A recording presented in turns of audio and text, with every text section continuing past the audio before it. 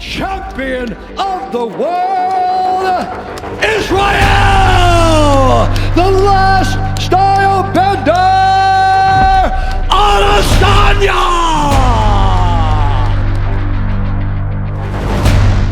Now, losses are part of life, and losses is something I deal with occasionally. This is my first one in MMA. Yeah, it didn't go exactly the way I wanted to go, but, you know, dare to be great. You know, the critics and the ones on the sidelines, but I'm the one putting it on the line. Clearly. And yeah, definitely.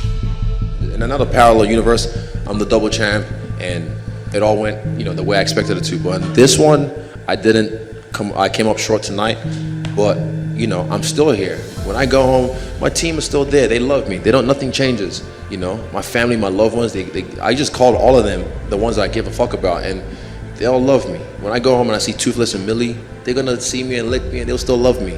So that's all that matters. And at the end of the day, I leave here with a few mil, and I'm happy about that.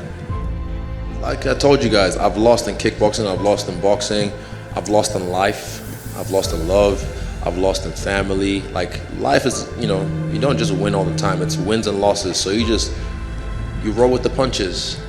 Pun. As they say, it is what it is. If I was gonna lose to anyone, what better guy to lose to than a guy like Jan, a classy champion, a cool dude, a very nice guy, a guy who has a great story in himself. You know, on his way of getting cut from the company, comes back and then dominates. You know, becomes a light heavyweight champion, and then hands this guy, a future legend, his first loss. Yeah, if I was gonna lose to anyone, I'm glad I lost to him. The guy's a good fighter, and he felt me. Like, I took his best punches, and, you know, everyone was like, when you get touched by this guy, you go to sleep. I'm awake. He grabbed me double underhooks and took me down. I got back up when he gave me space. I was so lucid, I was so calm. You know, I could hear everything, I could feel everything, and it was just like, it was one of those things where I felt like I was in the moment, but yeah, it just wasn't my moment tonight. Yeah, he had good defense. He had an answer for a lot of things that I was throwing at him. Well, as well, I caught him a few times. I didn't hurt him, but he didn't hurt me either.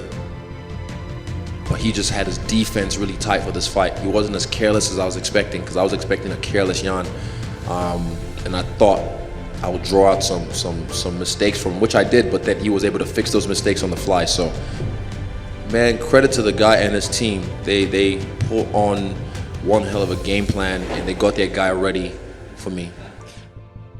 Like I said, tonight I lost to a great champion, a deserving guy as well. I'm happy for him, because in his story, like I said, he was, I think, 2 to 4 in the UFC on his way to getting cut, comes back, and fuck, I gotta go find someone in the woods who's hanging and get their rope or something, do some crazy juju. I'm Nigerian, so, you know, I can go back home and get some juju as well. But yeah, he went on a tear and did his thing, became champion, and then he's the guy to hand me my first loss in MMA. That's a great story for him, so I'm happy for him, like, actually. And I don't know if that's believable, but I don't really give a fuck. I actually feel happy for him, and it's not one of these ones where it's like, I gotta get that back. Like, I need to get that back. Like, if I never fight him again, so be it. Like, he's a great champion.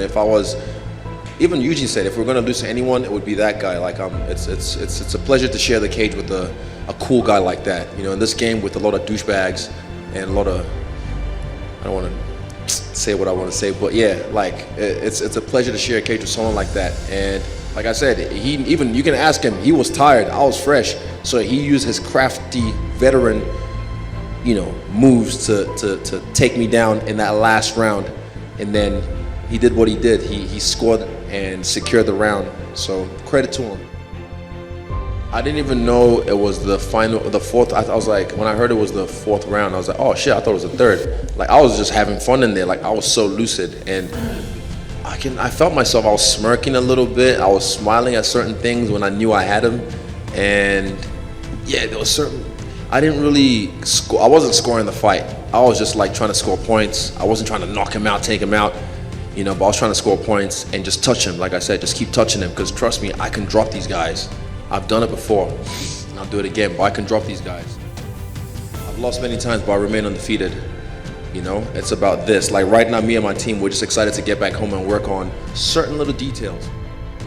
I represented my team very well, but now we go back to the drawing board, and it's kind of fun. Like I look forward to like, this is the dip in my story, you know what I mean? This is the bit where, you know, the valley, if you will, and then I rise up again like the phoenix that I am.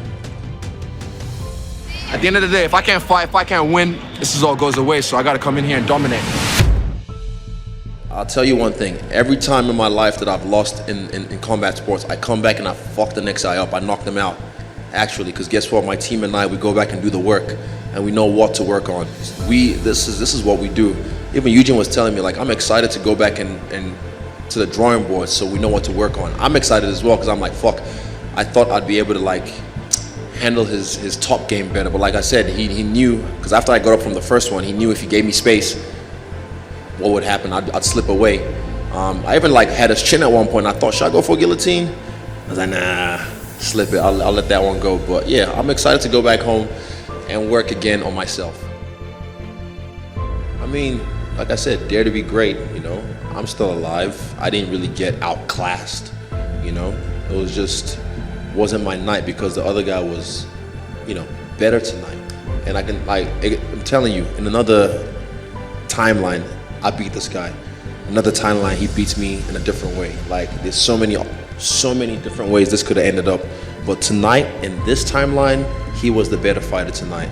So yeah, I just have to really sit with it and sit with my team. Then we can decide exactly what we will do next time. Because this is the game. This is what we do.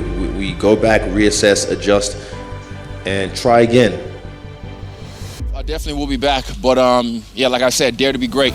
I'm going back down to 185, and I'm gonna roll that with my iron black fist.